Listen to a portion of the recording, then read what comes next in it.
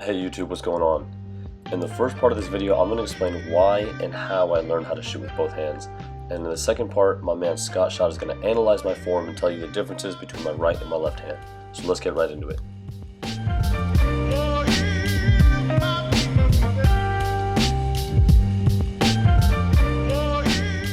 A few years back, I was watching some NBA basketball, and I had seen some players struggle to make free throws.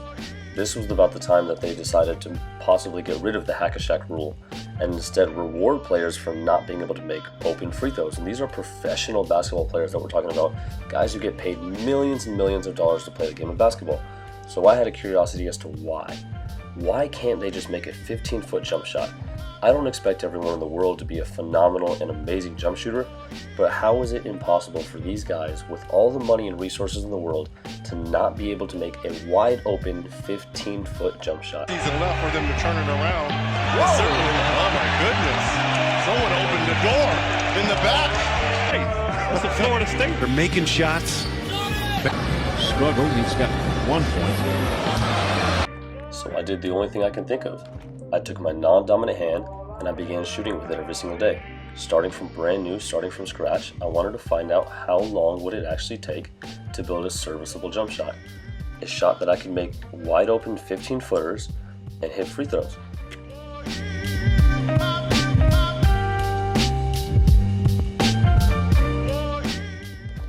Surprisingly, the process didn't take that long. As you saw in the previous clips, I did a lot of form shooting. And soon afterwards I was easily able to hit three-pointers, mid-range pull-ups, step-backs, etc., etc.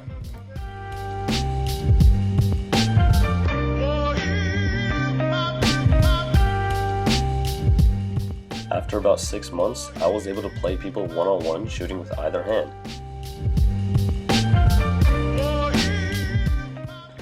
It almost felt exactly the same at certain times. Now this video is in no way meant to bash any NBA players or people who can't shoot right now, just to enlighten that it is possible to build a shot out of nothing. So now I'm going to hand it off to Seamus, who's done an amazing job with his channel analyzing NBA players and breaking down their forms. Thanks for having me on the channel, Ryan. I'm looking forward to seeing your channel grow into what it should be with the advice that you're giving out here. I'm going to break down Ryan's shooting technique, just like I do on my channel with professional players. So let's get right into it.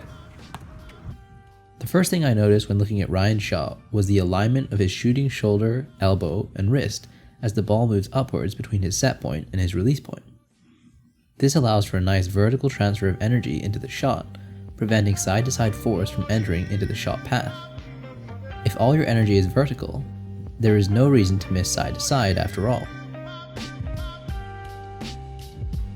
Also, because of this good natural alignment, Ryan's offhand can release cleanly from the ball, giving no input into the shot itself.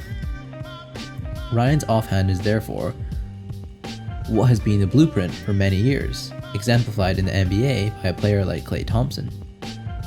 Pretty incredibly, this is true of both Ryan's shooting sides. It's not easy to get this right on one side, but clearly it can be done by being aware of your technique as you train, as Ryan has done it with both arms. Both Ryan's left-handed shot and right-handed shot have very similar foot placement. In both, his shooting side foot sits a little further forward in space than his offside foot. So on the right-handed shot, his right foot is further forward, and on the left-handed shot, his left foot is further forward. In addition to the foot placement being not level, Ryan's feet do not point straight towards the rim, or 10 toes to the rim as some coaches call it. His feet are instead turned inwards, away from his shooting side, in both shots. The offline foot placement and the rotation of the feet are two vital components of a technique known generally as the turn. And you absolutely should incorporate this into your shots to a certain degree. Overall, I would say that Ryan has achieved a remarkable level of similarity between his left and right-handed shots. I spend a lot of time watching film and breaking down NBA and WNBA players' mechanics, and even I had to concentrate really hard to pick out exactly what is different between his two shooting forms. As Ryan will probably say multiple times in this video, neither of us are recommending that you spend extra time trying to shoot with both hands. That's just not necessary, and it's more of a demonstration than anything else. But what Ryan does show with his ability to shoot with both hands is that it is entirely possible to build up a shot from seemingly nothing into a consistent one. At the end of the day, there's no such thing as a non-shooter. There's only shooters waiting to happen.